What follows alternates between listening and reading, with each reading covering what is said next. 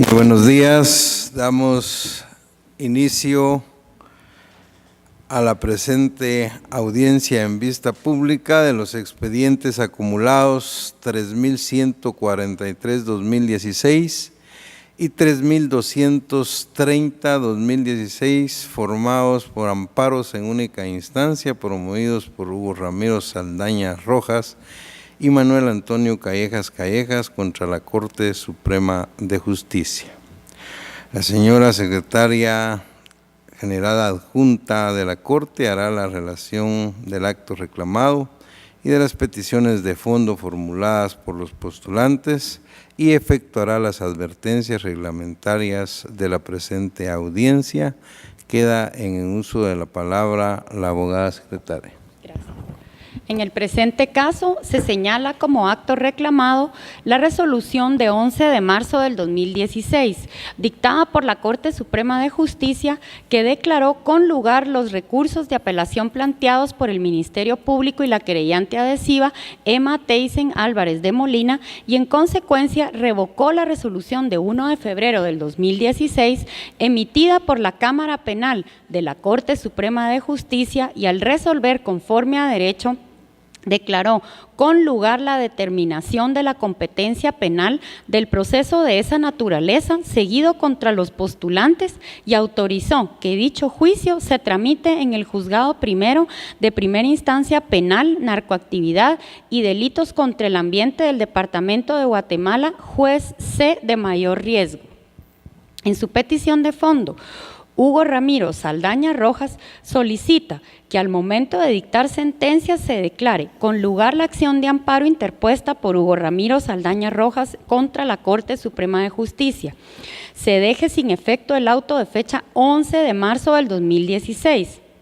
Dentro de la causa 01004-2016-00065 de la Corte Suprema de Justicia, y que el proceso penal siga siendo conocido por el juez que ha venido conociendo del mismo o se nombre a otro de la misma competencia.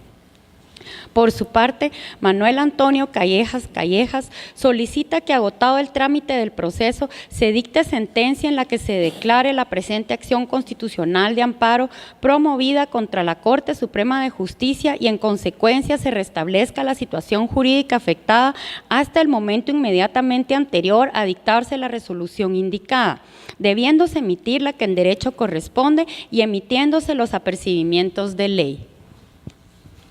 De conformidad con lo que establece el artículo 67 del Acuerdo 1-2013 de la Corte de Constitucionalidad, quien haga uso de la palabra en la presente audiencia deberá dirigirse directamente al tribunal, expresar sus alegaciones en forma oral conforme al objeto de la vista pública previsto en el artículo 61 del referido acuerdo y sin dar lectura a documentos, salvo que para ello se cuente con autorización previa del señor presidente, concretarse al asunto planteado, ser breve, conciso y preciso en su exposición, no proferir expresiones irrespetuosas a las partes o a los miembros del tribunal, y para la exposición de alegaciones, los intervinientes cuentan con un tiempo no mayor de 15 minutos. Es todo, señor presidente. Muchas gracias a la abogada secretaria de este tribunal. Pueden hacer uso de la palabra los solicitantes del amparo. Hugo Ramiro Saldaña Rojas, por medio de la abogada Elida Francisca Salguero Carías; Manuel Antonio Callejas, por medio del abogado José Antonio Anaya Cardona, quienes quedan en el uso de la palabra. Gracias, honorable presidente. Buenos días a todos los sujetos procesales, honorable tribunal. En representación del señor Hugo Ramiro Saldaña Rojas, en cumplimiento con la ley y con fundamento en el artículo 38 de la Ley de Amparo y Exhibición Personal, vengo a evacuar la audiencia del amparo promovido por mi patrocinado. En el presente caso, quiero ratificar cada uno de los puntos establecidos en el memorial presentado del amparo de fecha 27 de junio del 2016, en donde se solicita amparo en virtud de que en la resolución de fecha 11 de marzo del 2016 de la Corte Suprema de Justicia resolvió amparo a favor del Ministerio Público, donde elevan las actuaciones del caso, donde ellos están siendo juzgados o donde él está siendo juzgado por los delitos de deberes contra los derechos de la humanidad y de desaparición forzada, y que fue elevado al juzgado de primera instancia penal de mayor riesgo C. Esa resolución le afecta grandemente a mi patrocinado en razón de que se considera que cada uno de los argumentos que la Corte ha esgrimido en su resolución no tiene un asidero legal. Empezando por lo que el Ministerio Público manifiesta, toda vez que ellos están solicitando que este proceso sea elevado a un juzgado de mayor riesgo, en virtud de que consideran que en el juzgado debe de tener más protección y seguridad para los sujetos procesales. Honorables magistrados, es el deber del Estado de Guatemala, como lo establece la Constitución Política de la República en sus artículos 1 y 2, el dar protección a todos los ciudadanos, a todos los sujetos procesales dentro de un proceso penal. No podemos considerar que dentro de un proceso penal, de un juzgado de mayor riesgo a un juzgado de competencia común, sea mejor la seguridad que una persona pueda tener para conocer un caso. Es sabido también por todos los comentarios de correríos de pasillos que todo caso que llega a mayor riesgo lleva implícita una condena, y eso no debe de ser así. Eso debe de ser algo que se debe de considerar y debe de ser analizado en beneficio de las personas, no en perjuicio. Quiero hacer referencia de lo que establece la Ley de Competencia Penal de Mayor Riesgo en su tercer considerando, que dice que la independencia de la justicia en materia penal es especialmente vulnerada al empleo de la fuerza física, amenazas, intimidaciones y otras formas de coacción con el fin de influir en el comportamiento de los jueces, magistrados, fiscales y auxiliares de justicia y en el cumplimiento de sus funciones. Y en el artículo primero también nos habla de la seguridad que debe de prestárseles a los jueces, magistrados y fiscales y a todos los auxiliares de justicia. Pero en este caso, honorables magistrados, no se está dando ese fenómeno. Se estará dando parcializado a favor del Ministerio Público y de los querellantes adhesivos, mas no para los procesados ni para sus abogados defensores. Estamos en un total estado de indefensión todos, porque no podemos contar ninguno con un guardaespaldas para poderlo pagar. Perdón por la expresión. También podemos considerar que este caso por el cual el señor Hugo Ramiro Saldaña Rojas está siendo juzgado es un caso que inició en 1981. Porque ahí denuncian que hay una desaparición forzada de una persona que fue detenida y llevada a un cuartel militar, cosa que no se ha establecido aún y será en el proceso que se pueda establecer. Sin embargo, también hay la desaparición de un menor de edad que fue sustraído de su casa de habitación y le atribuyen esas circunstancias al Ejército de Guatemala, y es por eso que el señor Hugo Ramiro Saldaña Rojas fue aprehendido porque él era oficial del Ejército en su momento y le atribuyen ese hecho y está siendo juzgado por ese hecho. Esta circunstancia del caso tiene algo particular también, que se está aplicando la ley en forma retroactiva. ¿Por qué razón consideramos que se está aplicando retroactivamente la ley? Porque si los hechos sucedieron en 1981, no pueden venir ahora a aplicar un decreto que tiene apenas unos 6 años de vigencia, como es el 21-2009, el decreto 21-2009, ley de competencia penal en procesos de mayor riesgo. Y este proceso está siendo viciado porque también está siendo juzgado con leyes actuales cuando sucedieron los hechos hace muchos años. Eso es una violación también al debido proceso que afecta a mi patrocinado. También debemos de considerar dentro del presente caso que estas personas son personas de la tercera y cuarta edad. Son personas mayores de 72 años, que no representan ningún peligro para la sociedad, ni mucho menos para los sujetos procesales donde ellos mismos están siendo juzgados. Actualmente ellos están guardando prisión porque están internados en el hospital militar, porque su salud no les permite estar en una cárcel pública de ninguna naturaleza, porque padecen de enfermedades, de cáncer, presión alta y otras enfermedades que yo no soy la experta para poderles informar, pero de verdad que no representan ningún riesgo para la sociedad. Por lo tanto, considero que es injusto que estas personas estén siendo juzgados en un tribunal de mayor riesgo, que si bien el propósito es para la protección de los sujetos procesales, en este caso no se está dando en igualdad de condiciones.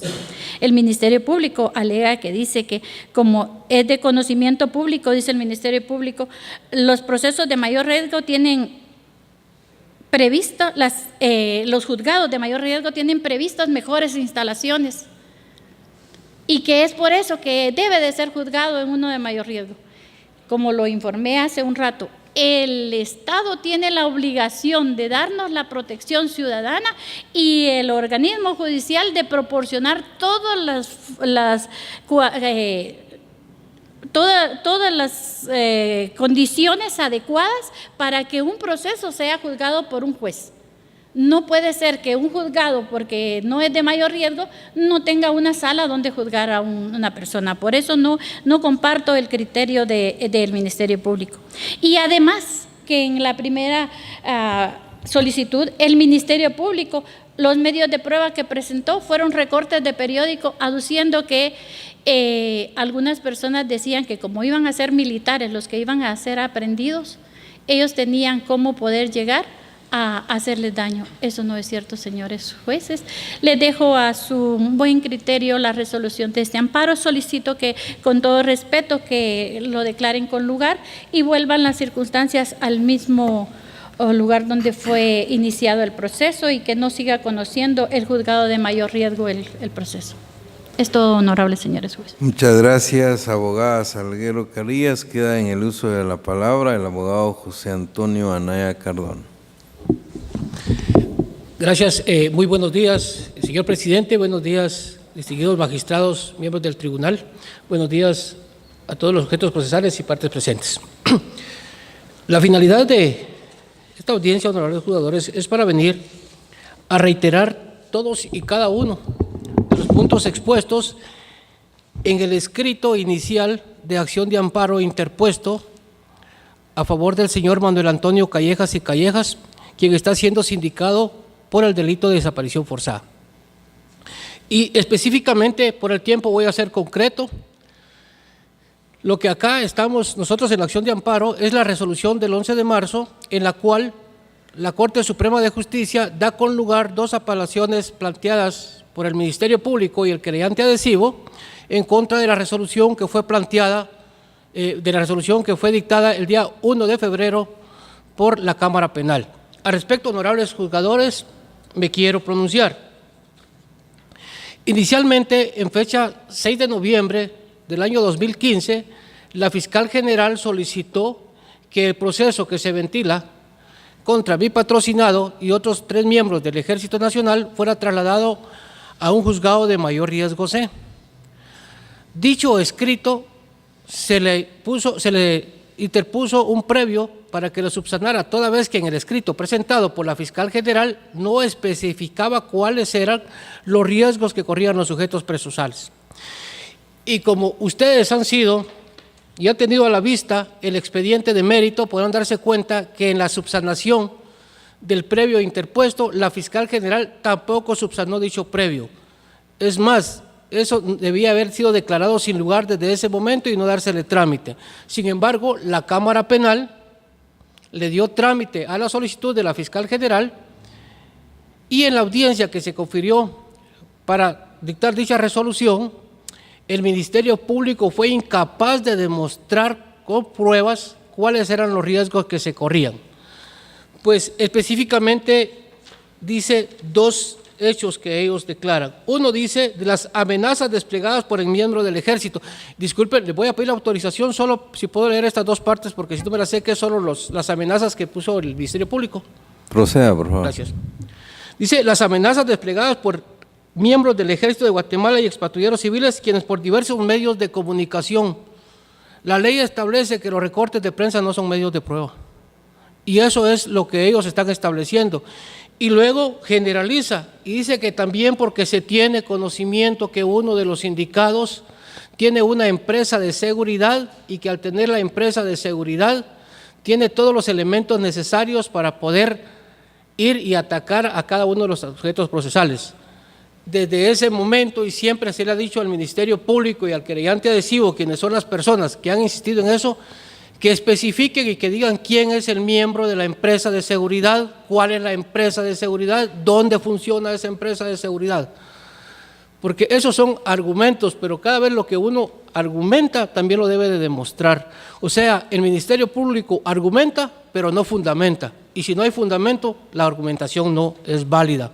Debido a eso, honorables juzgadores, es que los miembros de la Cámara Penal, apegados a derecho, dieron no al lugar para que este proceso fuera trasladado a un tribunal de mayor riesgo. Es más, otro de los que expone el Ministerio Público es que dice que porque en el juzgado que lleva el caso no se cuenta con las medidas de seguridad, pero que los de mayor riesgo sí.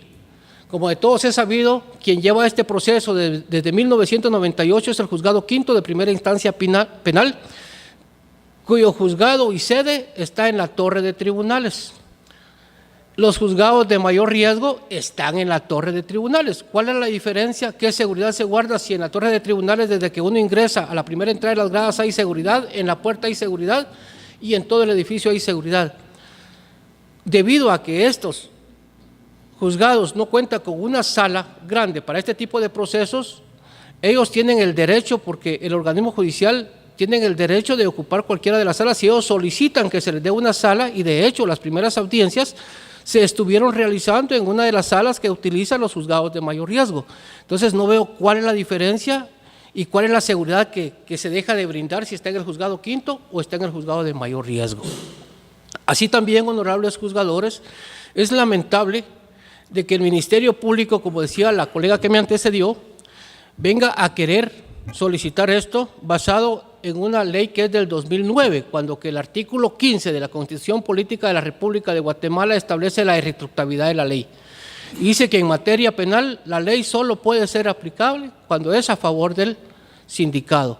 Entonces no podemos venir a querer que este proceso sea en uno de mayor riesgo cuando esta ley y estos juzgados fueron creados en el 2009 y el hecho que se les está imputando a ellos fue realizado en octubre de 1981. Es más, este proceso también se conoce desde 1998 y quien lo ha llevado siempre es el Juzgado Quinto de Primera Instancia Penal con quien se ha estado trabajando. Y como antecedente, para que ustedes vean por qué el Ministerio Público quiere llevarlo ahí, ellos ya presentaron un acto conclusivo al Juzgado Quinto. Sin embargo, a pesar de que este amparo no se ha resuelto, el Juzgado de Mayor Riesgo C ya ha evacuado audiencias y el Ministerio Público lo que está haciendo ahorita es solicitando una ampliación de los delitos cuando que eso es fuera de la ley. Si ya se presentó un acto conclusivo, como con los mismos elementos ellos quieren venir a ampliar delitos. Sin embargo, se está realizando. ¿Por qué, honorables magistrados? Porque de todos es sabido que en los juzgados de alto riesgo estamos regresando a la época inquisitiva, donde el Ministerio Público ha sido incapaz de presentar las pruebas para los delitos que ahí se procesan, y es el juez quien se convierte en investigador, acusador y sentenciador. Porque en todos los delitos de mayor riesgo que se han dado, yo he tenido la oportunidad de participar en ellos, es el juez quien le enmienda la plana al Ministerio Público y quien hace la argumentación. Entonces, eso es lo que se pretende. Entonces, ahí ya estamos violentando el debido proceso y el derecho de defensa que la Constitución Política de la República de Guatemala le otorga a nuestros patrocinados. Nosotros estamos anuentes a que se les juzgue, pero que se les juzgue conforme a las leyes. Y no como quieren venir, porque este es un grupo que se ha creado desde el año de desde el 2005, perdón, que en el Ministerio Público ya se creó lo que es un grupito de derechos humanos, y ellos han atentado contra todas las personas viendo los intereses propios, y eso lo digo, y la honorable magistrada, licenciada Porras, no me dejará mentir, ella fue secretaria general del Ministerio Público, y ahí empezaron a dilucidarse cuestiones donde se metió derechos humanos, y ellos quieren que todo sea a favor de ellos, inclusive han peleado hasta contra el Estado por obtener beneficios económicos. Por tal razón, honorables magistrados, yo solicito con todo respeto que se dé con lugar el amparo presentado a favor de mi patrocinado, el señor Manuel Antonio Callejas y Callejas, y al darse con lugar, pues que todo vuelva y que se siga llevando a través del Juzgado Quinto de Primera Instancia Penal, y que dicha resolución, no dudo de la honorabilidad de ustedes, pero sí solicito que se sea apegada a derecho, con objetividad e imparcialidad. Muchas gracias. Muchas gracias al abogado Anaya Cardona. La audiencia continúa con la intervención de los terceros interesados en el presente amparo y requirientes de la vista pública, principiando con Emma Teisen Álvarez por medio de los mandatarios especiales judiciales con representación, David Ernesto Sánchez Recinos, quien actúa con su propio auxilio y quien queda en el uso de la palabra. Buenos días, señor presidente y honorables magistrados que conforman el tribunal y partes procesales. En representación de la querellante adhesiva Emma Teisen Álvarez de Molina, y la solicitud plantea en su momento esta defensa o esta representación solicita que se tomen en cuenta los argumentos presentados en su momento, así como los alegatos y argumentos que se puedan presentar en este momento.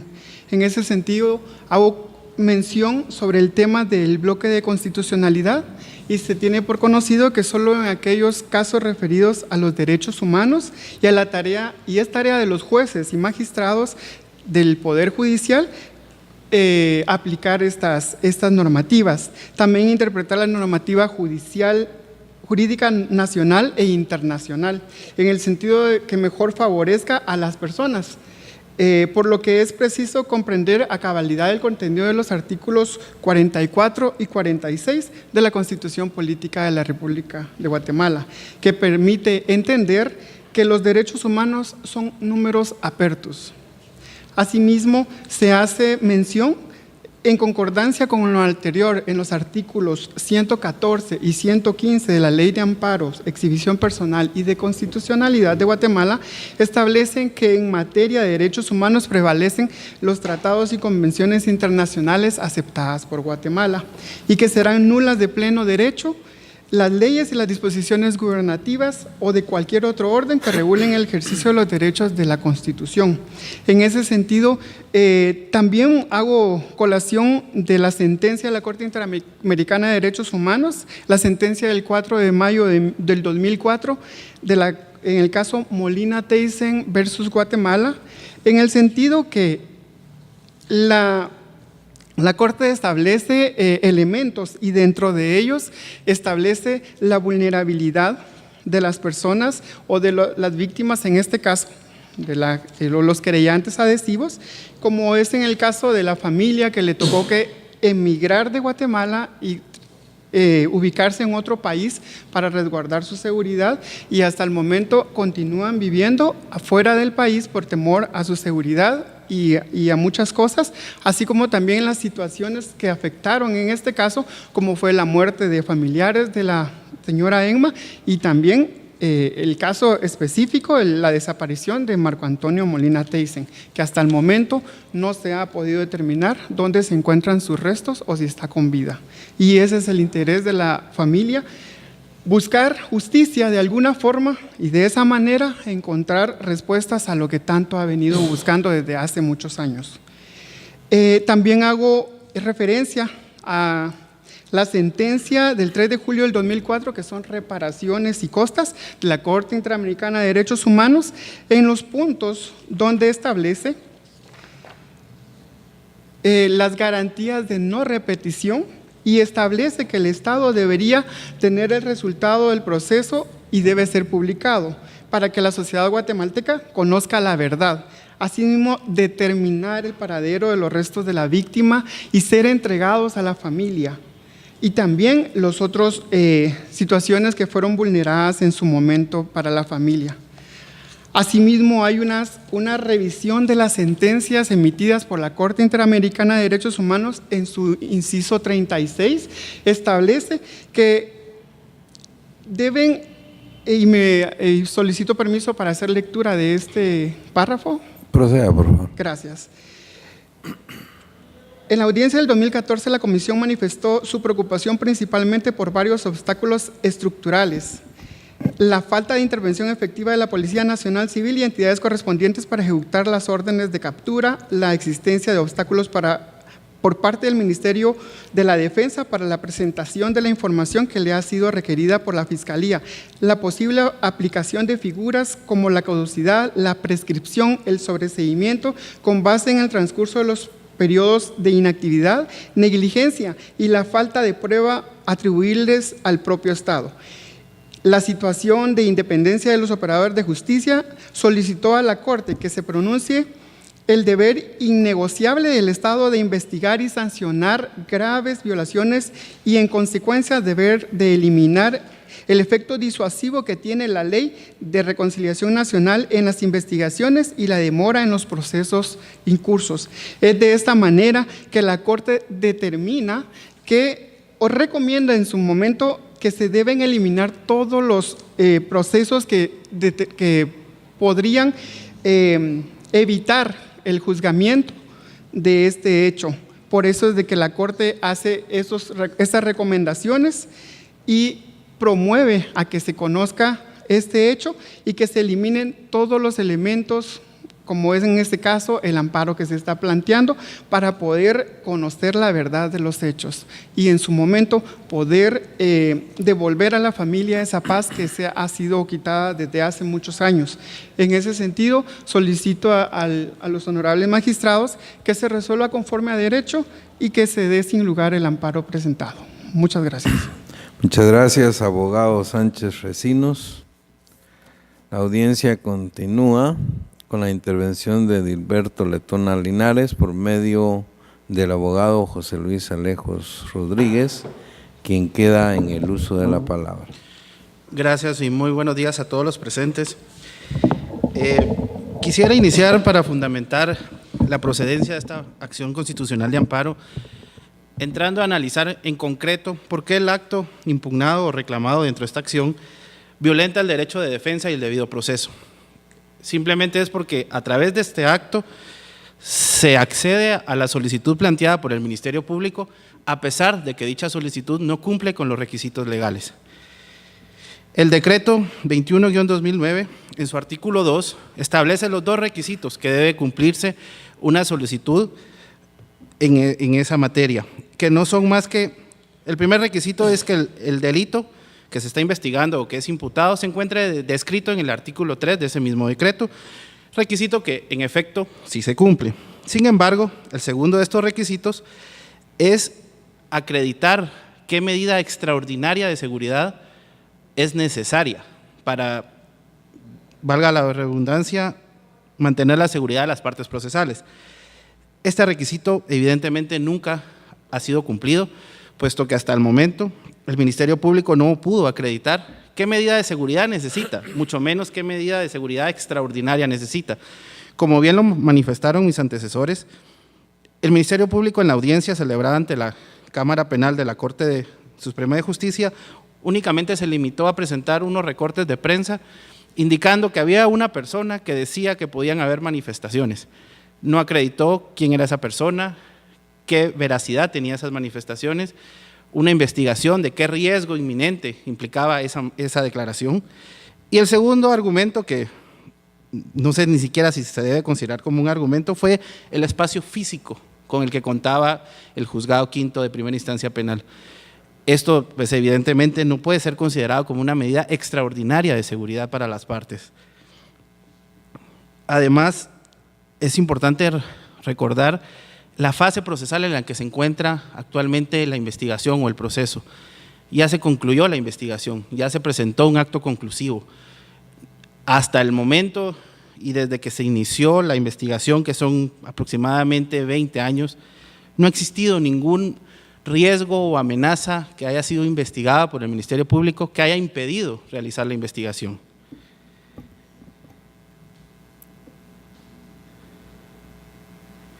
Ahora, honorables magistrados, en ese momento en que la Cámara Penal celebró esta audiencia y que muy acorde a derecho negó la petición planteada por el Ministerio Público, no conocíamos cuál era la intención o la finalidad del Ministerio Público para solicitar el cambio de un juez en un proceso que ya había un acto conclusivo presentado. Pero ahora en la práctica ya sabemos cuál era esta finalidad. En el mes de enero del presente año, durante la primera declaración, le fueron imputados a los indicados dentro de este proceso el delito de violación. En ese momento la jueza resolvió otorgar la falta de mérito, puesto que no habían elementos que hicieran suponer que ellos habían participado en ese delito. Ahora bien, al lograr este cambio de juez, el Ministerio Público vuelve a presentar los mismos argumentos y los mismos medios de convicción, solicitando nuevamente el delito de violación. Esta imputación actualmente todavía se está celebrando las audiencias y continuará el lunes próximo, pero con esto se evidencia qué era la finalidad de este cambio de juez. Era simplemente obtener por los mismos argumentos y elementos dos opiniones diferentes. La primera ya fue en contra de ellos, pues se declaró la falta de mérito y ahora están viendo qué van a obtener presentando lo mismo. Por tales razones, honorables magistrados, considero que es evidente la intención y finalidad para solicitar el cambio de competencia del proceso y por lo tanto que el acto que constituye agravio dentro de la presente acción constitucional de amparo debe de ser declarado nulo, restablecerse los derechos de defensa y debido proceso que han sido violentados y por lo tanto solicito de la manera más respetuosa que la presente acción constitucional de amparo sea declarada con lugar con los efectos legales correspondientes. Muchas gracias. Muchas gracias, abogado Alejos Rodríguez, en representación de Francisco Luis Gordillo Martínez, su abogado Alejandro Antonio Arriaza Aguilar, quien queda en el uso de la palabra. Gracias, señor presidente. Honorables magistrados, muy buenos días. Ya los anteriores profesionales del derecho fueron amplios en indicar por qué razón estamos acá.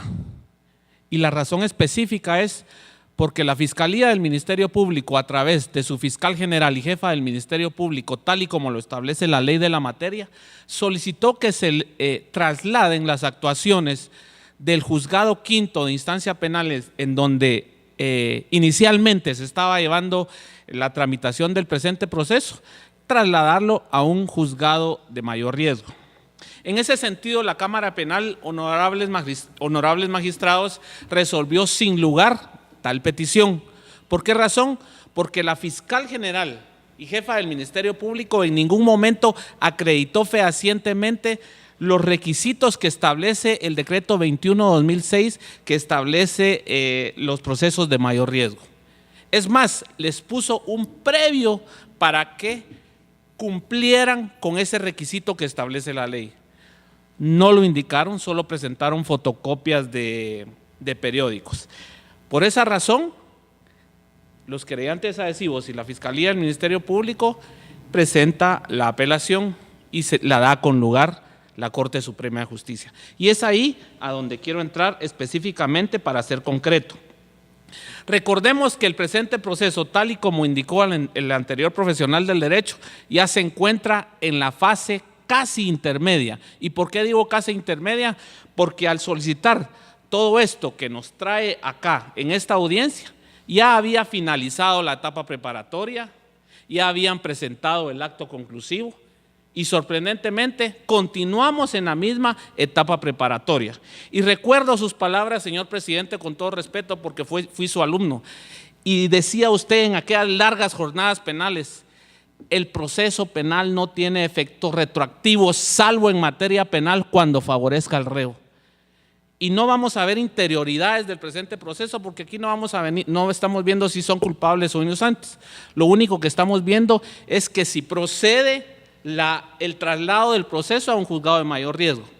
Pero con esas interioridades vemos la violación específica a los derechos fundamentales de la persona, en este caso de nuestros patrocinados. ¿Qué indica la Corte Suprema de Justicia? Que existe riesgo de los sujetos procesales y partes procesales. En esa resolución, señor juez, es inentendible, porque se supone que los sujetos procesales y las partes procesales son las mismas. O sea, la justificación inicial que da la Corte Suprema de Justicia es incoherente. Continúa manifestando la Corte Suprema de Justicia en su resolución de la apelación que se necesita la seguridad física para que repercuta una adecuada tramitación del proceso. Es ahí donde puede existir un fraude de ley, es ahí en donde se vincula a otros elementos para establecerse que sí se tramite el proceso en un juzgado de mayor riesgo.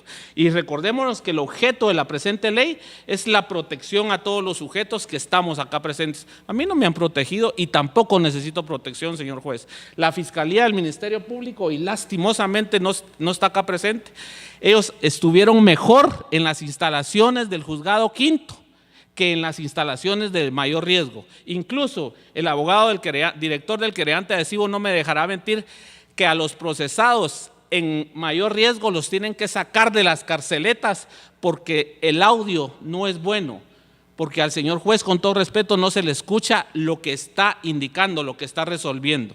O sea, que lo que pide el querellante adhesivo y la Fiscalía del Ministerio Público no se concreta, porque estábamos mejor atendidos y mejor escuchando las audiencias en el juzgado quinto de instancia penal, narcoactividad y delitos contra el ambiente.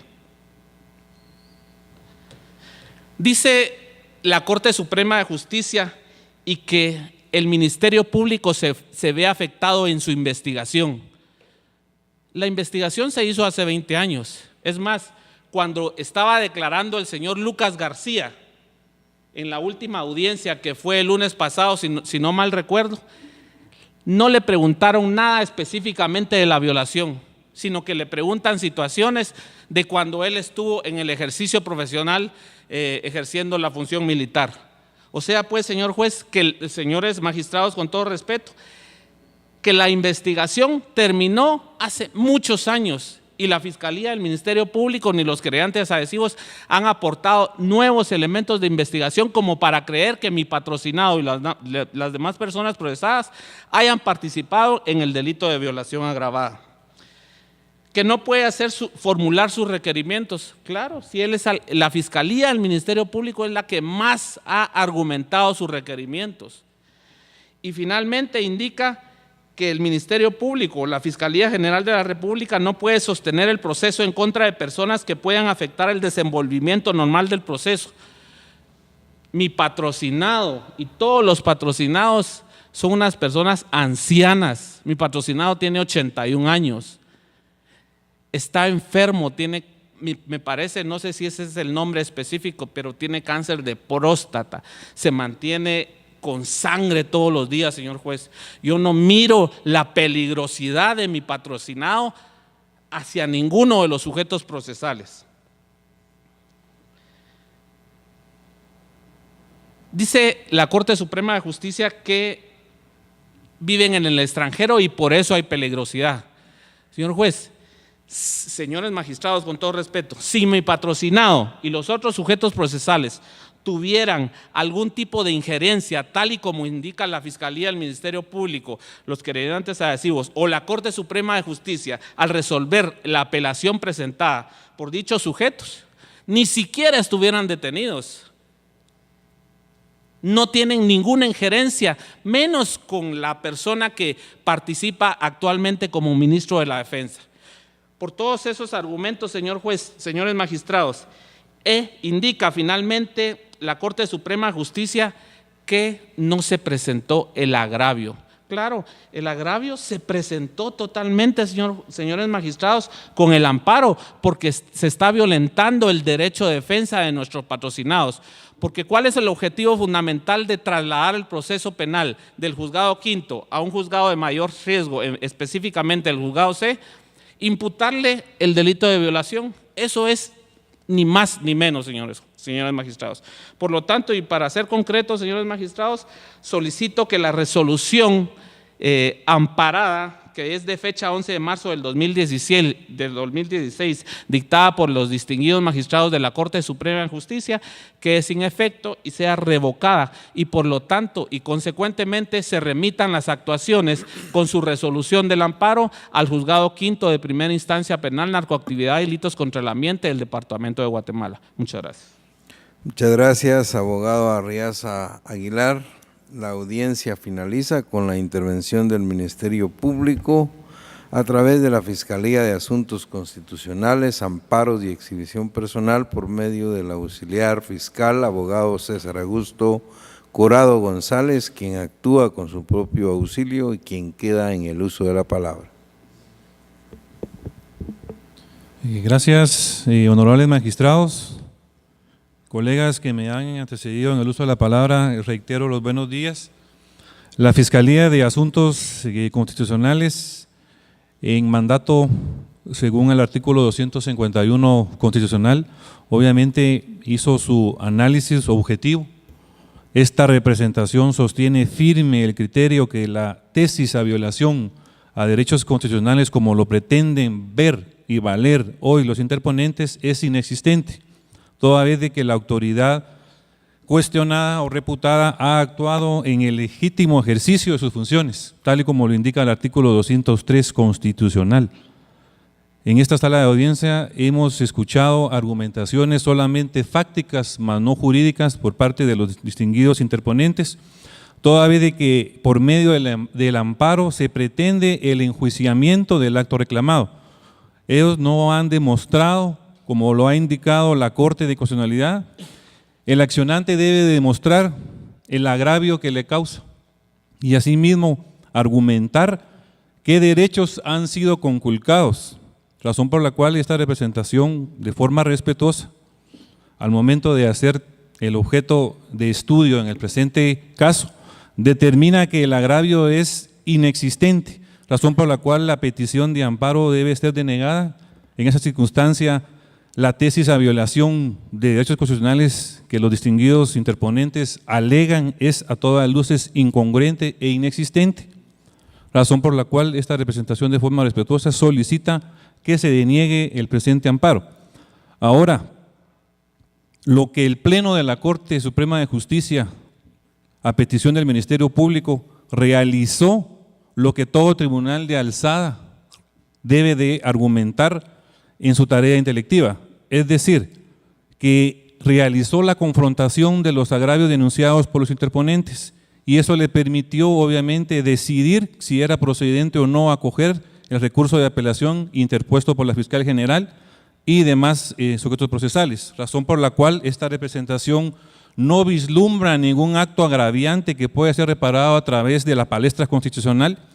Lo que pretenden los interponentes es trasladar circunstancias que se están ventilando en la jurisdicción ordinaria y pretender que el Tribunal Constitucional descienda a revisar las actuaciones, circunstancia que no permite crear, como lo ha indicado el texto Opus Magna del año 2010, ha reiterado jurisprudencia de la Corte de Constitucionalidad y ha indicado de que el amparo es un recurso extraordinario y subsidiario, razón por la cual no podemos entrar a revisar cuestiones que se están ventilando en la vía ordinaria y pretender que el campo constitucional pueda reparar dichos agravios.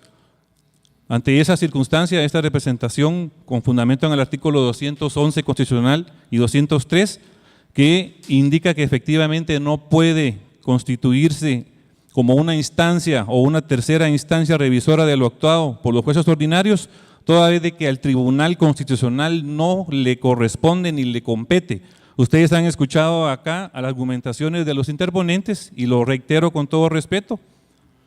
En ningún momento ellos han acreditado en qué les ha afectado, razón por la cual el Ministerio Público al momento de hacer uso del recurso de apelación indicó que sí era necesario proteger la integridad de las personas que obviamente estaban dentro del proceso penal y además consideraría, y me atrevo a indicar, de que los interponentes están utilizando el amparo de forma prematura, como ellos ya indicaron, están en la fase de intermedia, donde ellos se les va a respetar cada uno de sus derechos de sus patrocinados, razón por la cual no se vislumbra ningún acto agraviante, razón por la cual, señores magistrados, solicita esta representación que sea denegada la presente constitucional, pretendida toda vez de que no existe agravio que reparar a través de esta vía constitucional. Muchas gracias. Muchas gracias, abogado Corado González. Se clausura la presente audiencia. Buen día.